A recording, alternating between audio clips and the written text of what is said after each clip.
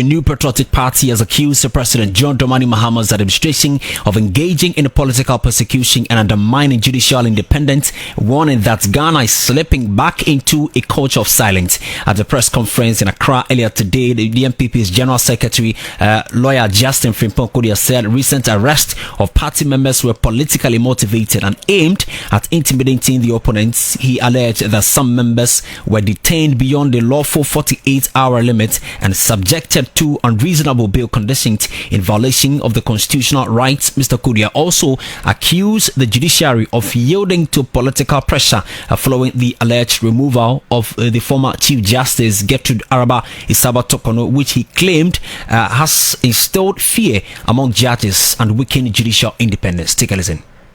Or invited you here as several activities that has gone on had to cause a complaint against government-sponsored harassment and persecution of our members. The party held demonstration and numerous press conference on matter, reminding President John Mahama and his government that we are a nation of rule of law, and asked the NDC government to put a stop on their continuous weaponization of the state security and the judiciary against political opponents. Unfortunately, all our calls have fallen on deaf ears. As a party, we shall not back down our resolve by this injustice. It is increasingly concerning that the state security agencies continue to flout with impunity the Constitution of Ghana, particularly Article 14, on the grant of bail to persons arrested or detained. Our Constitution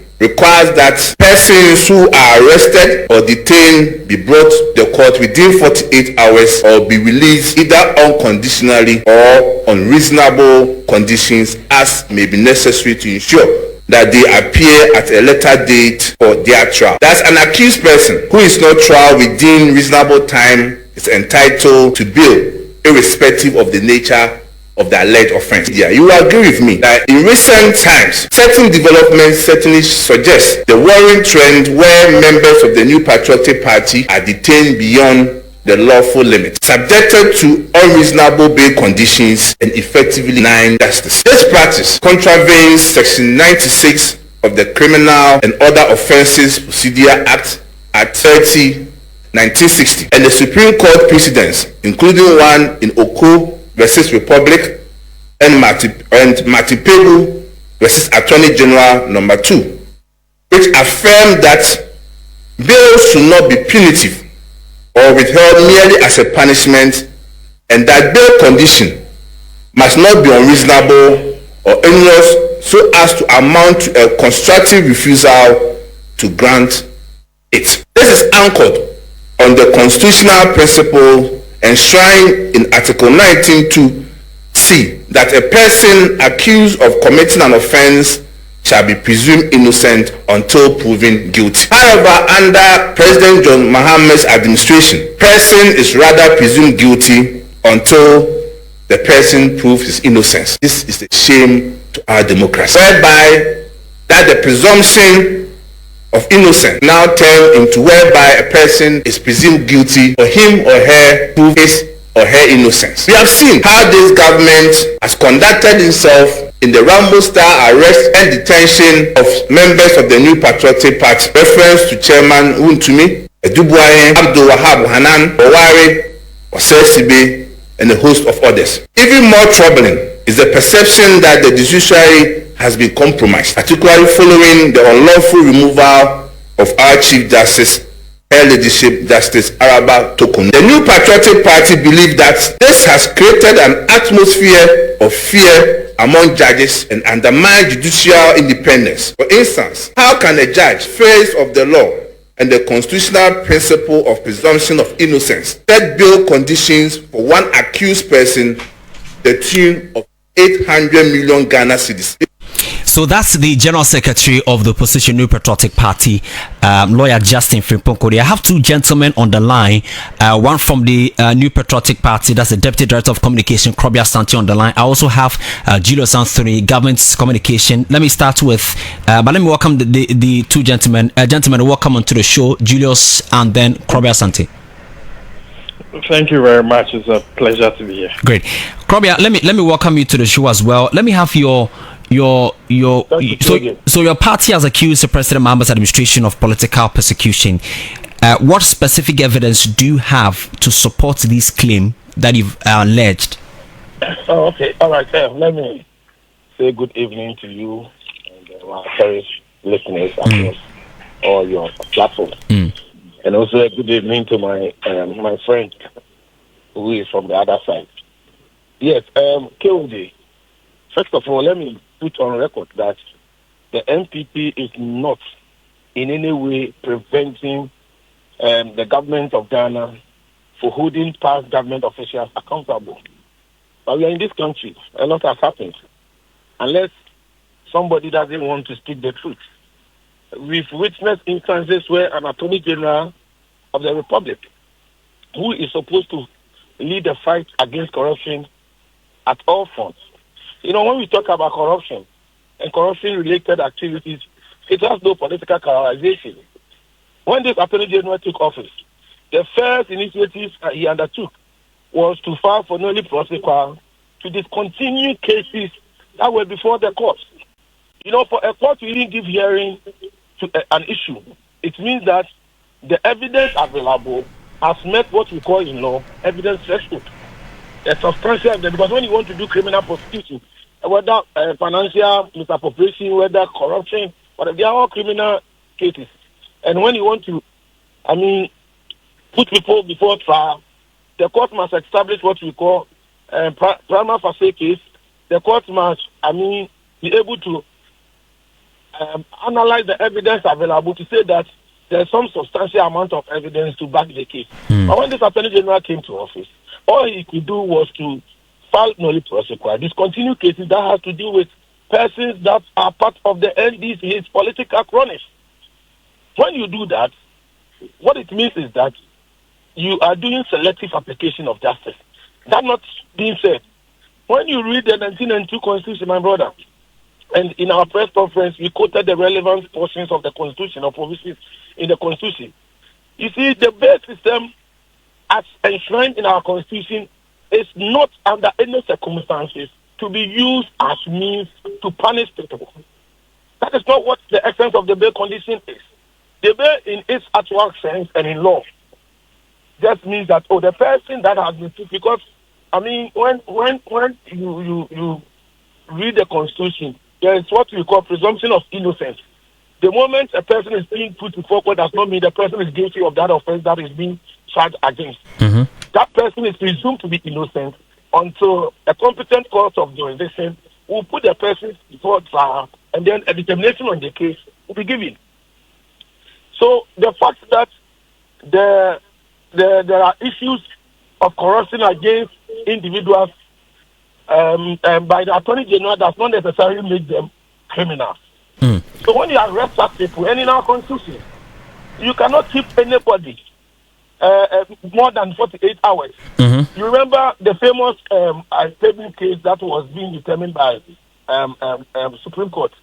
You know, judicial precedents, decided cases, they are all part of our laws.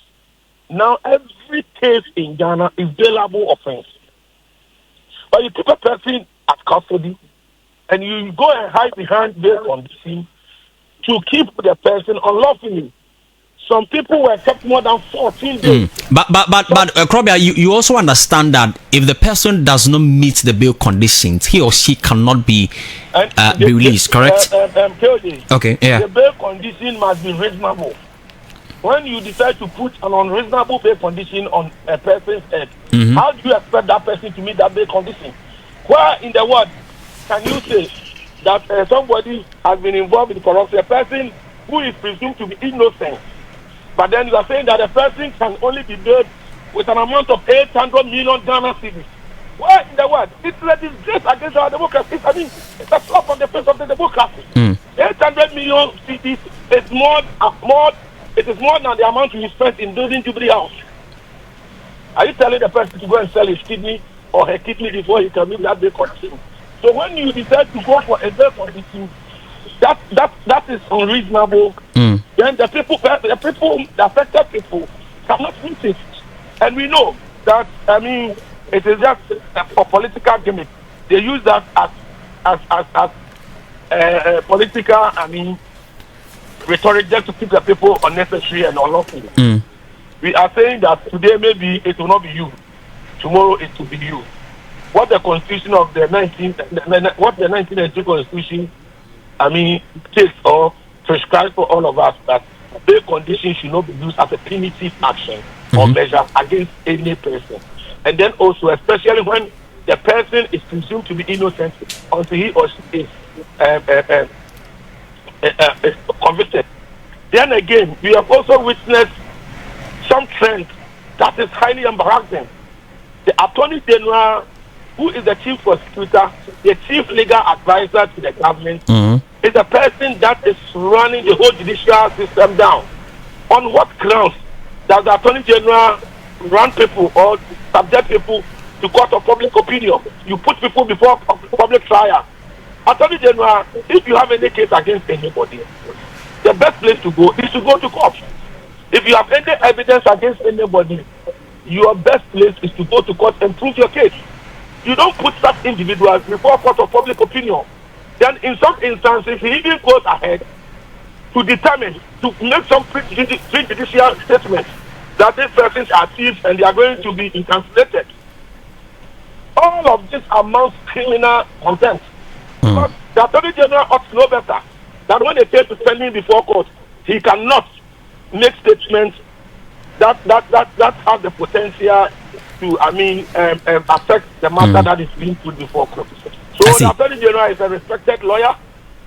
He's a person of high pedigree. Remember when he was appointed, all political divides were all okay with appointment because, I mean, he's a person with high pedigree. But, I mean, he has not lived that bill. He has not lived the expectation. He knows the law and he must apply the law. It is not within his ability. It's not within his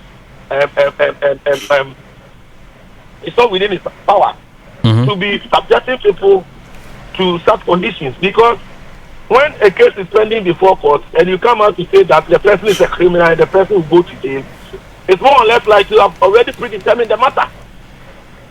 Are you getting it? Okay. So, and is the Attorney General saying that only NPP members are involved in corruption-related cases in this country? So, if you really want to apply the law, you must apply it fully.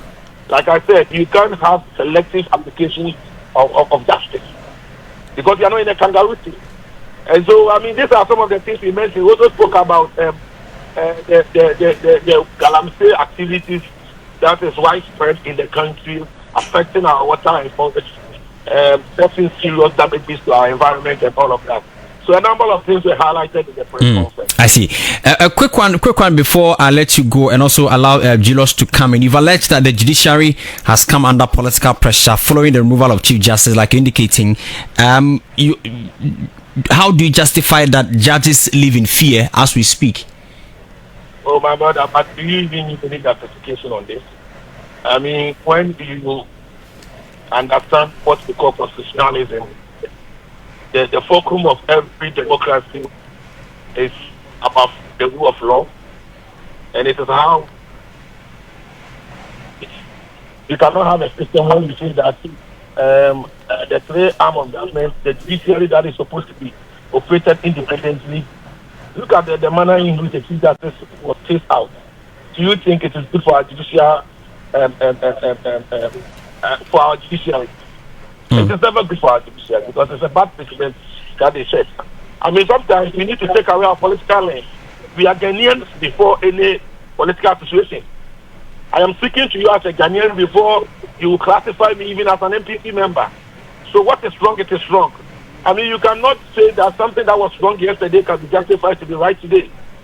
We are with a firm opinion that when it comes to judicial independence and freedom, this current administration hasn't performed better because our judicial independence is seriously under threat. And once the judicial independence is under threat, then it means that the entirety of our democracy is under threat. I see.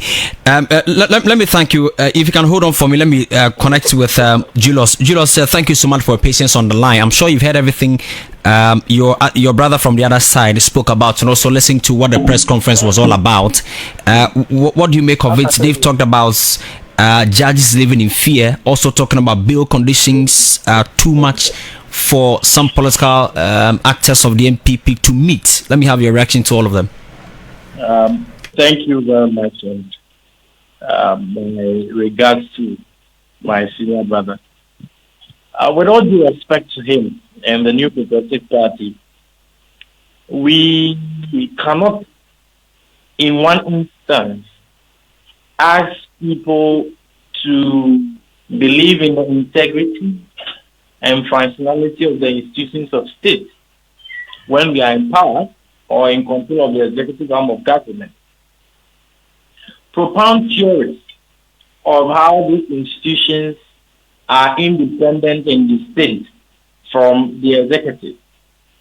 Then when we lose the executive power and we are asked to account for our tenure and how we make use of that power, then suddenly those institutions become, an extension of the executive power we just lost. First of all, what does the NPP mean when they say that it is President Mahama's government that is determining bail conditions for them? President Mahama does not determine bail conditions. Bail conditions are regulated by Act 30. And any citizen who has had a brush with Act 30 would realize that judges are supposed to exercise discretion. Law enforcement authorities who have the capacity to determine bail conditions are supposed to exercise discretion with consideration of multiple factors, among them to what extent the person is applied with, the nature and character of the offense which has been committed, because the nature and character of the offense may actually cause the person to want to flee. And the likelihood of guilt. All of those things are factors that will be considered in pronouncing bail conditions for the person. We are talking about people like Dormaahene who have, been alleged to have looted this country in billions. And when they are set with bail conditions which are commensurate with the amount that is involved, you start crying foul. But they say the bill conditions are just too much for them to meet. How do you determine too much? What do you determine what amount is too much relative to a particular person? Can you tell me what considerations you have made relative to the particular accused persons to come to a conclusion of the amount being quoted being too much? Can you tell me that? So without any basis of analysis, I would want to really get the basis of analysis. That looking at this or that factor relative to, let's say, Wutumi, or relative to Dormaahene, or relative to the SkyTrain matter, this bail condition, I want you to walk me through what steps you have taken to come to that conclusion. Okay, so they make a claim that the law says clearly that when a person is arrested or detained, in the next 48 hours the person should be released and prosecuted or arraigned before the courts. Which yeah, some of these people's bail conditions were set by the court. Very well. And the court has the power to remand a person contingent on the fulfillment of these conditions. So the law enforcement institution, for example, the police, is under obligation under Article 19 and Article 14 of the Constitution. They are combined effects to put that person before court. If the person is placed before court and a bail condition is placed, and the person does not fulfill the bail conditions and the person is remanded, how do you turn around and say that this is the doing of the government? So please, on these matters of bills and all of that, first, the point has been made possibly that President John Dramani Mahama does not determine bail conditions for anybody, neither does any of its executive appointees determine bail conditions for anybody. It is the law enforcement institutions properly closed who determine bail conditions, then the court. Then the next point I want to make very forcefully about the judiciary, which they suggest is at the best and core of President Mahama. It's rather preposterous, rather funny. The composition of the court, as we speak, is largely dominated by persons who have been members of the judiciary several years before President Mahama's election on December 7, 2024.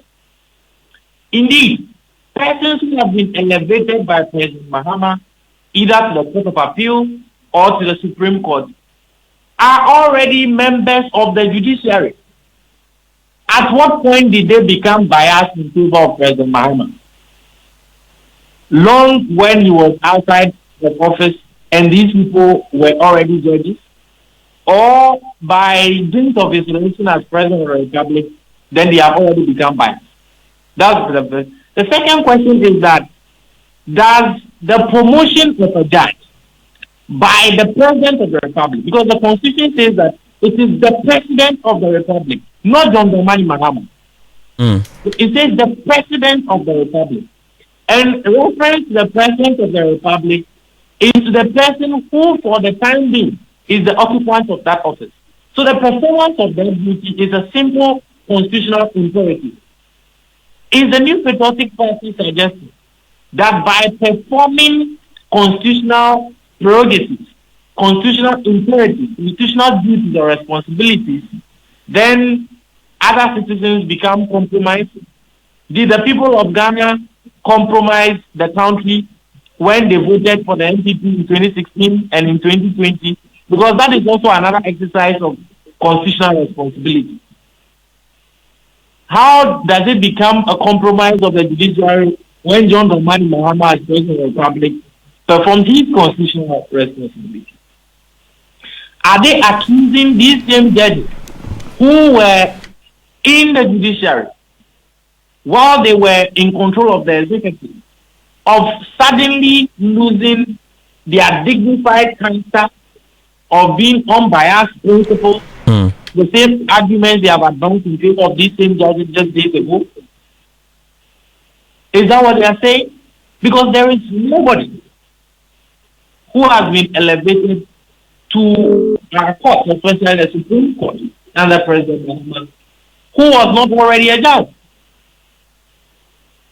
So these arguments fail, you know, when it's subjected to any regular process. Then the arguments that the learned Attorney General is trying people in the public and is declaring people as guilty and all of those things.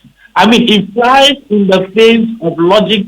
It flies in the face of the basis of criminal prosecution. Because before any state attorney, more so the Attorney General of the Republic, will press charges against any citizen, the learned Attorney General or that state attorney must be convinced that the said person, with facts which are known to that state prosecutor or the Attorney General, would be declared guilty by the court if these facts are loose. So unless the state attorney or the Attorney General, in this case, is convinced that a person will be declared guilty, they will not press charges. So that person is allowed to tell the public that I have this and this information on so and so person. And the courts are public spaces. Our court, the Ghanaian court, is an open space. Any citizen of Ghana at all can walk into our courtrooms and follow proceedings. Criminal prosecutions in Ghana are not held in camera. The proceedings of our court that are supposed to be in camera and for that matter somewhat secret are clearly stated in the Constitution. So why does the NPP think that persons who are their assigned or agents or Krobia, you thank Julius. Let me thank you, but hold on for me. Krobia wants to come in, but let me make about a minute or two reaction before because I'm entering the class. Okay, that's fine. Today, my brother is in government, so he seems to be defending almost everything. You understand? Now, he's saying that when we are talking about the judicial attack, we cannot in any way throw the president, who is the head of the executive arm of government, into it. Since when did this become the position of the NDC? That's a simple question I want to ask my brother. Since when did they realize that the judiciary must be separated from any other arm of government, and for that matter, any action by the executive does not necessarily mean that it is the head of the executive, that is the president, that is behind it. We are saying that the judiciary is under serious attack under this NDC government, and have inaugurated a number of things, my brother.